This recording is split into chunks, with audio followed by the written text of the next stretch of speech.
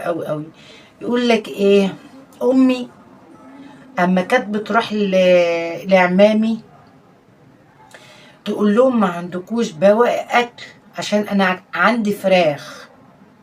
شفتوا التواضع لحد فين؟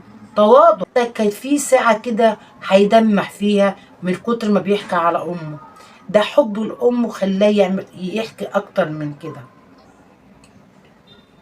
شفتوا التواضع؟ شفتوا الحب؟ وطبعا الكل بيشكره جدا جدا والكل بيحترمه جدا جدا. الفنانين كلهم بيحترموه بيحبوه قوي احترام وكل ادب. ازاي كافح، ازاي ايده مع امه، ازاي شال هم امه، ازاي بقى مع امه الكبيره والصغيره. اما الام تروح تقول لعمامه ما عندكوش بواقي اكل عشان انا عندي فراخ عاوزه اكلها.